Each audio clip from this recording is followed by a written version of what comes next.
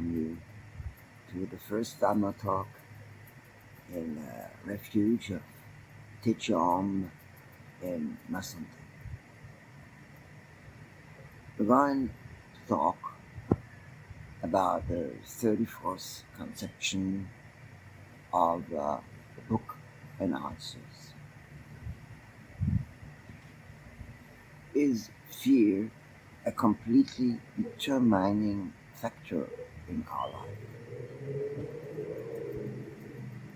Fear determines human life, at least in 99% of all hemispheres. Fears are infinite, factored, veiled, misunderstood, invisible. One could very simply say today's society is afraid of life. It shows fear of losing what it is. For the individual, the job, financial situation, the apartment, perhaps the individual mental situation. However, these are only the worst fears. The dictatorship of fears is much broader. It's about your own body, the fear of illness, of losing your looks, of aging. It's about the children for which you are terrified to death.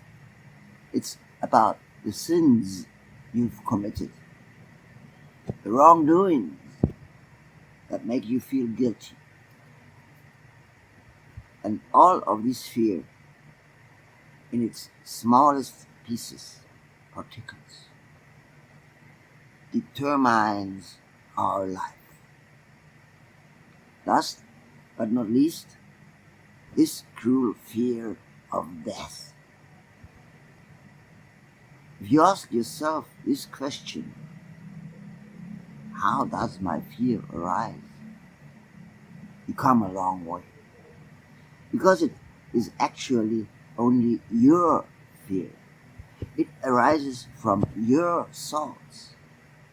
Your thoughts. These are all the experiences, the learning content, the influences that the geographical environment had on your existence. The social environment in which you grew up, your education, your job, your upbringing.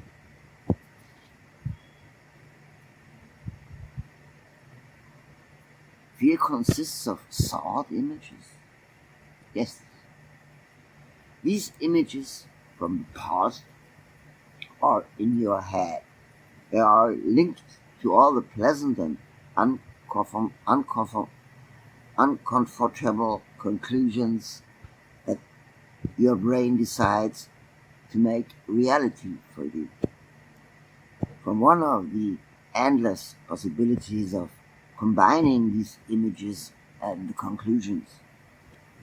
This doesn't just apply to fear, it applies to your entire life. And for what is your greatest fear? The Grim Reaper.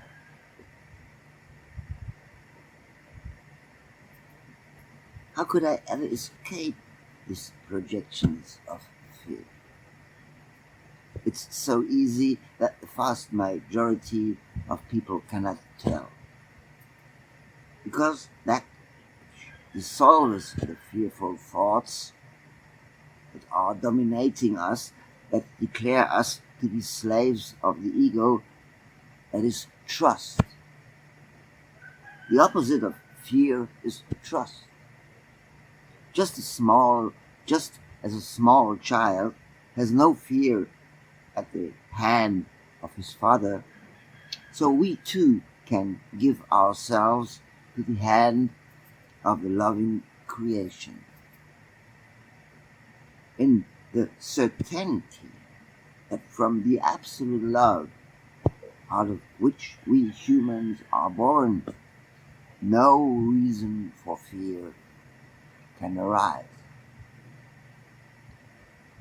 Everything that happens to us in our life due to the above mentioned fearful thought constructions, everything that happens, although we cannot recognize it, arises out of the love of creation for each and every one of its children. So also out of absolute love, there can be nothing bad in this love. It contains everything, dissolves opposites and dualism. But because of our blindness, because of the blindfold of conventions, ethics, morals, laws, education, consumption, out of our manipulated situation, we cannot see it, cannot trust. We live in a constant fear.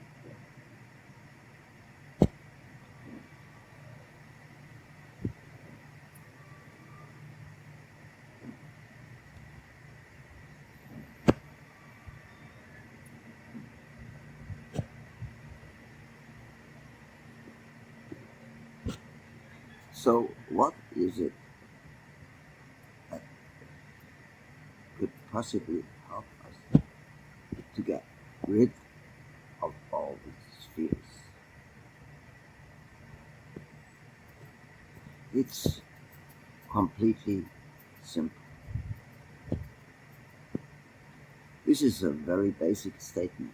All conclusions, all examples, everything that is made by creation in order to help you get lost of your fears, in order to make you understand the deeper meaning of life, is very simple. Love is simple.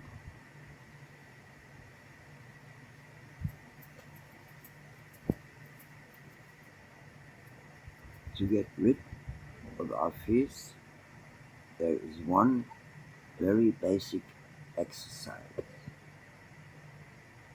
It's all about the in and out breath. As Lord Buddha describes, with the in breath, you feel that you are alive. You are very conscious of this in breath. Let's say you walk along with your breath inside of your body. There you meet your body. So with the in breath, you create a union of body and mind.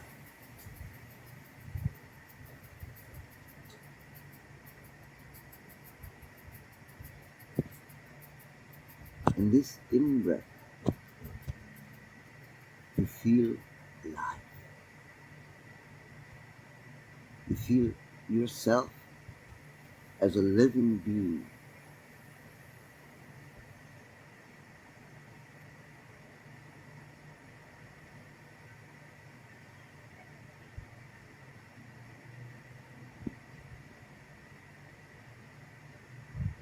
The in breath makes you aware of that you are.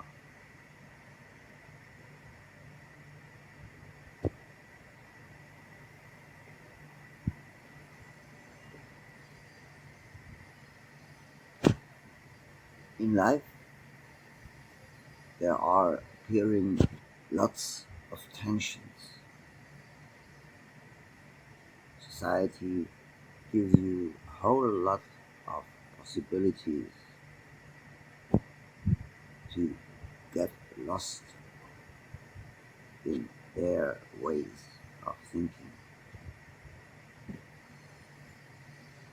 So these society thoughts, they usually create fear and anger and despair. A lot of things with a negative attitude. So with your in-breath, with the union of your body and your mind, you are able to realize these problems. You can see them. You know they are hurting you. But instead of ignoring them, packing them away, you have a straight look at them. You embrace them. You comfort them. Like a mother comforts his child, takes it in his arms. In the very first moment the child cries, the mother comes along. She does not know what's wrong with the child, but she takes it in her arms, and right away the baby will calm down, will stop to shout and cry, and will be comforted. And the same thing you do with all your suffering, with all your anger and fear. With your in-breath, you look at it and you embrace. And with your out-breath, very conscious, you let them go. You just dissolve them.